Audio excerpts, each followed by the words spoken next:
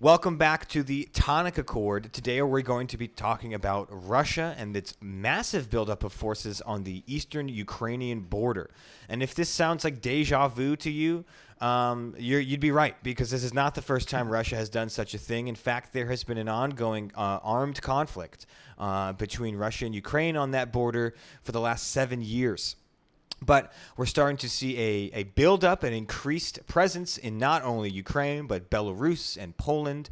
And we're going to be talking about what not only our thoughts on that development and Russia, as well as the United States' role in this in Russia's doings in Europe, but also be looking at some of the commentary from international policy experts and foreign relations experts and people familiar with Russian security, and looking at what the hell are they doing over there. Let's get into it. Alex, hope you're doing well. We just finished our domestic episode about the Chauvin trials, but now let's shift gears more worldly. Yeah, man. What do you think when you see a buildup of Russia, and how do you think other countries should respond? Okay, so I think that the Crimea situation is complicated because just for the historical context, because Definitely. Because I don't think we've actually ever talked about the Crimea issue before, but just so people know, I mean, Crimea has historical ties to Russia, and it was kind of on and off with Russia for the last 2 to 3 centuries. They were annexed by the Soviet Union. They were on and off as part of the Russian Empire until the 50s, and they also were kind of a political moving piece during the Soviet Union because they also have a pretty predominant Muslim population that was very anti-Soviet for obvious reasons. And so, it was interesting because in 2008, the Ukrainian government was kind of calling out Russia for giving Russian passports to the population in Crimea. And the Crimean population, by a general majority, supported being Russian. They were separatists to a certain extent. And so even when the ex-president of Ukraine, whose name I actually don't have here, but the ex-president of Ukraine, when he stepped down in 2009 for corruption charges, the people of Crimea still supported him. And so I think it's not stupid that Putin annexed Crimea in 2013, I think it was, because the people actually were very pro-Putin. There's a lot of pro-Putin politicians in Crimea. Right. And so it gets super complicated to me when there's historical ties, and it kind of sums up, I think, this whole region where it's super complicated to just say it's Ukraine or it's Russia. These are old territories with old ties. And so I think if you're Putin, it makes sense to you. So that's why I didn't like the comment that Putin is stupid enough to invade Crimea, or he's not stupid enough to invade Crimea because not Crimea, Ukraine. Yeah. Right. Because I think in his eyes that it would be something that would be good for him. And so what I would just say off the bat is that Putin's not doing well at home. Domestically, his popularity is waning. And so I think, when you're having trouble at home, you go to war. And so I think to Putin, this would really help his standing as a nationalist and bring back that Russian Empire vibe. Yeah, that's a great point. So let's get into the details. You mentioned he's not doing well at home. Coming up in September, it's parliamentary election. So not election for Putin himself. This guy's good, and in fact, he just started signing legislation that might ensure him to have power until 2036. But so Putin's in power. However, there is a parliamentary body underneath him that can have a limited but somewhat ability to curtail what Putin wants to do. So he definitely does not want the parliamentary body underneath him to go against him.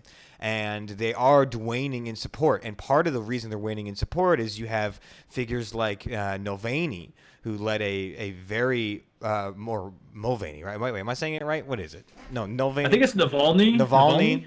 Well, I'm not good with these Eastern European names, but Navalny, right? Leading a pretty popular and prominent opposition group to Putin, vocally criticizing the Kremlin. Now he was jailed, and then he was poisoned, and then jailed, and then now he's suffering a ton of medical issues in jail that has sparked a lot of controversy. There's a lot of attention around opposition to Putin that is gaining traction. So that's one of the reasons why he is perhaps a little worried about these parliamentary elections in September. That might curtail his power. On top of that, and like you said, is one of the things you do in that case is you go to war, and that has proven to work not only with the annexation of Crimea, but there's also been military operations in Georgia that have allowed Putin to kind of declare a small and decisive victory that boosts support back at home. So this is not something new either. We've seen this happen before, not only in Russia, but across all sorts of other nations, where if you can get a small strategic military victory quickly, it can boost support at home. This is so Alex, your theory is lining up with, this lines up with what some international experts are thinking as well, which is would Putin want to just go full-blown blitzkrieg invasion of Ukraine? Probably not, but doing some sort of operation using these paramilitaries and getting some sort of political victory might help his chances of retaining parliamentary power in September. Everything is connected in these instances, right? And history is not in a vacuum. Right, and I totally agree with that, and I actually just wanted to touch on the Georgian thing for a minute, because Putin has a trend of basically creating a red line, and then once his definition of what that red line is crossed, then he justifies a response. And in Georgia that happened. There was a region that was, I have it written down, it doesn't really matter, but it's the Ossetia region of Georgia, which was pro-Russian as well, and basically there was a separatist movement to basically be, I don't know if it was meant to separate or join Russia, but it was meant to basically not be part of Georgia. Either way. And so basically Putin had a red line where it was like, we're not going to go in there. And then there was some Georgian opposition to Russians in this region, and then he basically went in and his troops, started attacking these separatist helping these separatist groups in this region, and then the Georgian government, rightfully so, responded. And then Putin's like, see, we had a red line here, you crossed it, so now you want war. So that started probably the first European war since World War II in terms of scope. And it's basically Putin just he creates his own red line, and when the government of the country that he's creating the red line for crosses it, then he justifies invasion. Right. And I don't think he wanted to invade Georgia. He just wanted to take that Ossetia region. And same here. I don't think he wants to invade Ukraine. He just wants to use it as a general way to justify taking a region. And that's kind of his thing. I don't think he's we need to just make all of Ukraine part of Russia. But it's this idea of Putin kind of creates the rules of the game, and then if you disobey them, it justifies a response. Yeah, I mean, well, he certainly, I agree that he probably doesn't, or at least not anytime soon, wants to do a full takeover of Ukraine. But he does, I think, currently hold 7% of sovereign Ukrainian territory is just occupied by Russian forces, which is crazy to say. Let's take a look at Codenser's comments here. How can other Balkan states engender a nationalistic cultural unity in their countries to avoid the Russian takeover that happened in Ukraine? That's a tough one, man, because nationalistic cultural unity in the Balkan states is not something that happens often. Well, nationalism certainly happens a lot in Balkan states, but a pan-Balkan cultural unity, I don't see that happening at all anytime soon. So I certainly can't say much to how that would happen, but I do think that the leaders involved in these countries are super important, whether or not they're willing to play ball with Putin or not. So we'll talk a little bit about Belarus. I'm so bad with these names, but the current leader of Belarus is blanking on it. However, he starts with a V. That's all I know. Yeah, but he is. But they're doing a lot of military drills and trainings together with Russia, to a point where basically Russia has a almost perennial military presence in Belarus. A really interesting way to, one, not only sword rattle, which is let everyone else in Europe know me and Belarus are buddies, and F you, we have a ton of sick jets and training and soldiers, but also to just basically use the idea of, we're just going to do practice exercises as a way to basically just have troops in Belarus all the time. So I don't know. I'm not exactly an expert on the Balkan states individually, but I imagine if they just try and prevent leaders from letting that happen. Is there a cultural fracture in other Eastern Europe states which makes them vulnerable to pro-Russian, or is it just Ukraine? Yes. No, yeah, absolutely. I mean, even within Ukraine, there is the pro-Ukrainian government military that is fighting against Russia. There's also like Ukrainian anarcho-separatists that hate Russia as well as their own government that are fighting in eastern Ukraine. So I mean, absolutely. I mean, cultural fracturing in Eastern Europe go together like peanut butter and jelly. Well, and also I don't even know if I'd use the word cultural fracturing in a lot of these Eastern European states. Like I think right offhand of like the Czech Republic and Poland. It's not that there's like a cultural fracture. It's more the fact that there's opportunist populists who would like to buddy with Putin. I actually see that as more of like the bigger issue. Less so that you have like a Polish minority that feels like they connect more with Russia. I think it's the fact that you have like a growing kind of nationalist right-wing agenda that seems to be aligned with Putin. So they're more willing to maybe accept his influence in these elections. Like Poland right now is seeing a huge like schism in terms of what does this country stand for? Is it European or is it more Eastern and more linked with Russia and the Soviet past? And I almost feel like nationalism in general is somewhat dangerous in this part of the world right now because they were all forced to be lumped together for so long with the Soviet Union that there's still this opportunistic authoritarian fringe that will always remain. And so I don't know if it's as much like being pro-Russia or connecting with Russian culture, but it's opportunism. And that's what scares me more about Eastern Europe right now. And Putin is taking advantage of that. And he did so in Ukraine as well. I mean, the fact that Ukraine's ex-president in 2009 stepped down for corruption charges and Putin and his propaganda networks inside of Russia fanned the flames in Crimea and they still supported this guy shows to me that there's almost like two worlds inside a lot of these old Soviet countries where you have like kind of the more EU-leaning, progressive, democratic leaders, and then you have the Soviets, the ex-Soviets that still want to go back to that. And Putin knows that, and he's taking advantage of it. Dang, yeah, that's a good point. It's perhaps it's less about being more like Russia and more about being less like Western Europe. Like they want to be authoritarian. They don't want to be EU based. That's a good point. And certainly interesting questions, Code Dancer. Thanks, man. Yeah, so let's dive into some of the expert takes. And the responses from the world. Because all we're seeing right now is a buildup. From what I understand, that various intelligence have seen that there's a buildup of troops on the border of Ukraine, as well as that the military exercises in Belarus. Some buildup in Poland, and then we've also mentioned outside of the context of just the Ukraine area. Russia has been building up forces in the Arctic, has been refurbishing bases in Yakutsk, which is near Alaska, right? So I see a trend, at least, of, Moscow and the Kremlin bolstering forces in general. But obviously targeting Ukraine, which is a NATO ally, has gotten the reaction of President Biden. And so President Biden, along with a multitude of his staff, have called, Ukraine and its officials and have reiterated the United States' want to, respect Ukrainian sovereignty, to defend its ally in that region.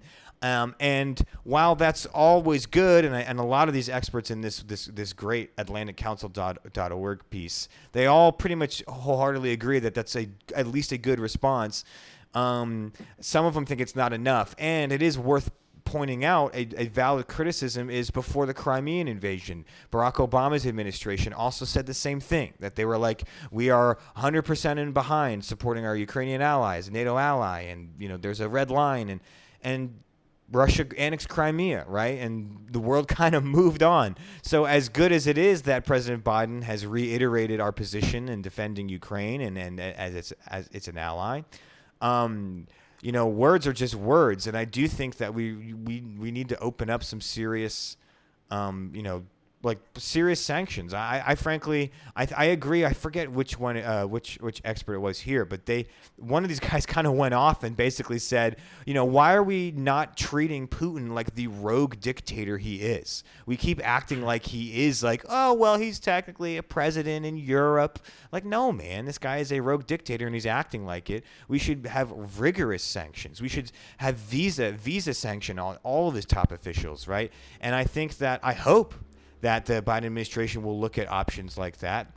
But right now we know that they have just kind of called to Ukraine to reiterate our alliance with them. What do you think of that, Alex? Is that enough? I think that it kind of highlights the big issue that we're having right now with Russia is that I don't think the West, and I think I feel like I've said this before maybe on this podcast, but I feel like the West doesn't understand Putin.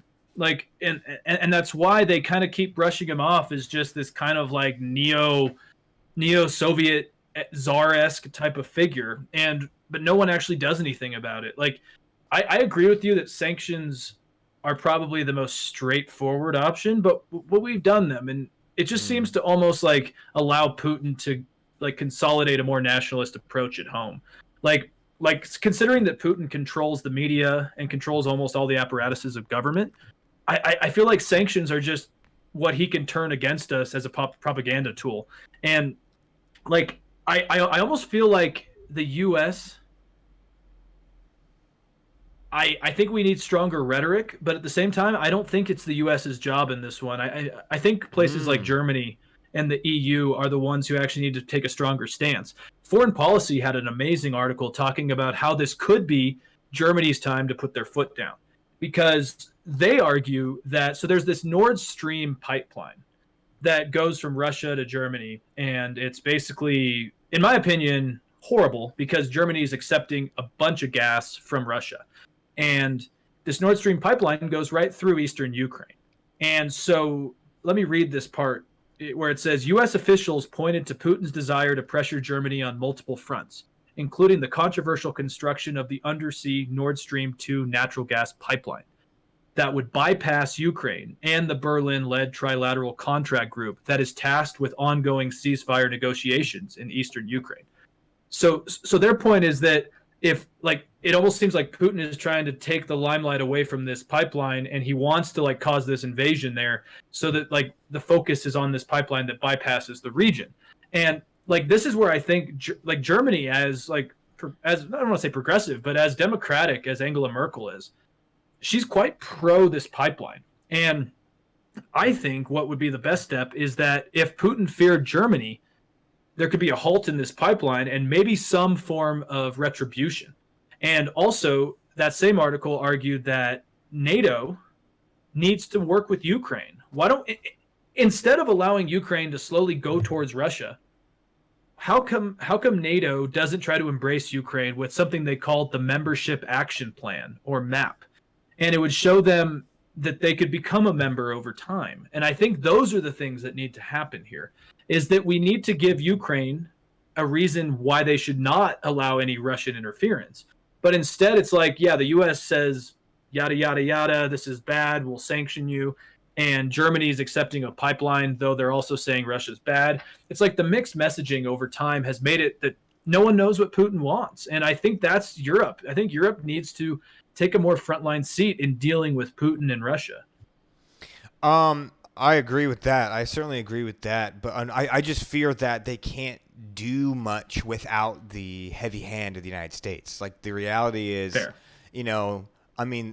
This was Trump's criticism of NATO in general, which is the reality is the United States foots most of the bill. And that is the reality. Now, I'm okay with that. I think it's in the global and United States interest to have that agreement. But that is the reality that, the United States is vastly, vastly stronger militarily and economically, and is the reason that we can even have something like NATO exist. So I'm not sure. I don't think I agree with your take that we need to let Germany and France have more of a position in this. I agree with you that they need to have more of a say, and I agree with you that it's hypocritical of Merkel to be so to say one thing and then go in the back door and want a pipeline. I also, side note, it is really, really funny when you see these like progressive or at least somewhat progressive politicians completely switch when they get a pipeline deal. Like Justin Trudeau. Trudeau really wanted that Keystone pipeline. Man, it really must be liquid gold in their pockets, man, because they love them pipelines. Anyway, no, but I think that in the long term, it's more beneficial for the United States to have a greater seat at the table. Though, while you're right, it's not our fight and stuff like that. I want to steer back into the United States being more active in Europe, being more active with our European allies, and beyond that, eventually not just Europe. I mean, I'm active with all of our allies and create more allies around the world. And I think that Biden is trying to do that as well. I think that Biden's idea is to go against Trump's America only and America first rhetoric and try and be way more active with our allies. And one of the theories from these experts is that maybe this is just that. Maybe this is just Russia testing Biden to see if he really is trying to get back in with his European buddies as much as he says he is. And it could just be maybe a test, but I don't know. It's tough to say. No, I mean, I absolutely agree with you that the U.S. needs a stronger role.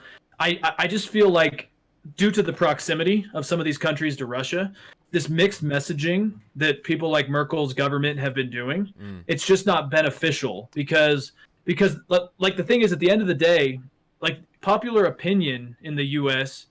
is still, I mean, like Americans, I think, still want to have a role in the world, but that is waning. You know, you have not just Trump's side, but you also have the Bernie Sanders type saying that we're, and so like I just feel like over time we are going to see a waning of U.S. power. And the other thing is that under Trump, like I think we talked about this last week, like I think both of us somewhat assumed that after Trump was out of office, the EU was going to come running back to the U.S. And in some ways they have, but in some ways they haven't. And I think that the EU has realized that they can't count on us, which was a huge travesty of Trump's administration. Sure. But at the same time, like, I also understand it is that Germany's rhetoric can be fine and strong towards Russia, and they can condemn Putin. But when they're literally allowing a pipeline to go in, it just seems like maybe NATO and the EU do need to pick up some of these pieces, because at the end of the day, this is them who are going to have to pay for this Russian interference. I mean, Russia was interfering in the British elections. They were interfering in almost all these like French elections, German elections, Ukrainian elections. Ukraine. I mean, but it's just, it just kind of pisses me off, is because the U.S. can only do so much. Like, we can only do so much without actually going into a full-blown conflict there. And I don't want these quasi-satellite conflicts anymore. It's like, at the end of the day, the EU, I don't even know if it's military might, but they need to have more diplomatic might against Russia, and they somewhat seem hesitant to do so. You certainly make a great point that it can't just be the United States up there alone calling the shots, or like, what's that, like all that, like those goofy like high school fights where you're like, you come up to the bully like, we're gonna take you on, like, yeah, you and what army, and all your friends behind you have already dipped and you're just there alone. That does feel like that with the United States sometimes, especially if you have Merkel with a pipeline on backdoor deals that prevent her from being stronger on the table. I hear that for sure. I just worry that the solution is to not go at the table. The solution is to put pressure on Russia, but then also give Merkel a call and be like, look, you got to decide: is a pipeline worth ruining your relationship with everyone else in Europe? Because that will, maybe we got to be a little bit tougher.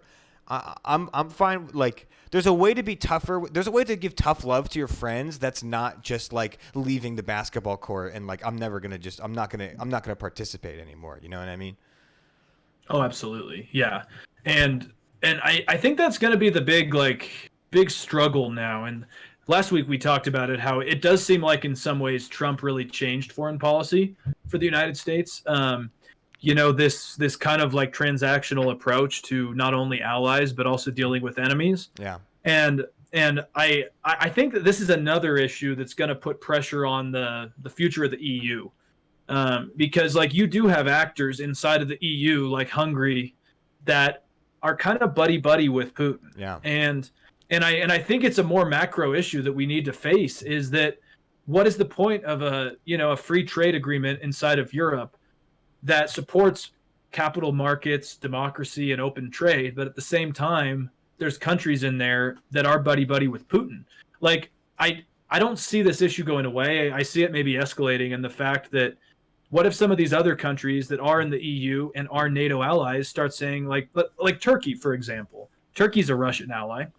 They also have a major seat at the table in NATO. Like, what happens when this issue does come up to a like grand discussion in NATO, and you have a split over what Russia should do? Like, I feel like the time to deal with this was about a decade ago. Absolutely. And, and now it seems like we're seeing schisms inside of these organizations that are supposed to be immune to that, I guess. So it's really tough to me to see what happens, especially, you know, with the Arctic now and just this massive mobilization there. And the worst part is China's just sitting back with their popcorn. Yeah. Oh yeah.